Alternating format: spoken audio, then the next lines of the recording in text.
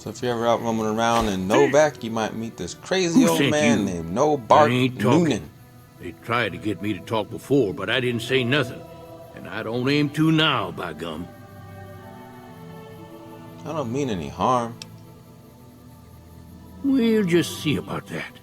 You come any closer and I'm liable to stick you with my sticking knife. Old Stick is feeling mighty ornery this day. We can talk from this distance.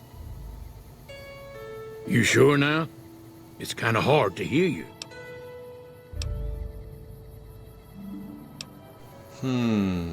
Okay, just speak up a little.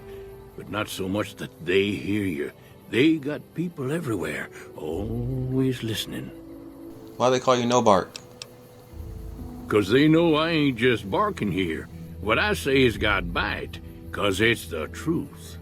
Them quack doctors can say what they want about all the rat scorpion stings that done pierced my skull. I know what I seen. What's been going on in town? There's been things of a disturbing nature going on at the McBride Corral. Seems every night one of their herd meets a most unnatural death, and always there's holes all over the body. Work of the chupacabra, the livestock vampire, says No Bark, but they don't pay no mind. Too many holes, they say, and there's bullets in them. Well, says No Bark, we got a chupacabra with an automatic weapon. And that's when they get real quiet, 'cause now they see the predicament we're in. What else do you know about the deaths in the corral? I come face to face with the chupacabra himself one night, whilst I was investigating whether this gecko was hiding his treasure from me. He was the meanest, ugliest chupacabra you could imagine. Had 2 heads and fangs down to the ground. Best I could tell anyways, since when he come up to me he was invisible. Had himself a blunderbuss, what would rotate and shoot bullets real fast out of a backpack. Never seen nothing like it. Walked right past me having an argument with somebody. But I only saw one chupacabra, so I guess the other fella had to be invisible too, only more invisible than the other one. Is there anything interesting happening in town, old man No Bark?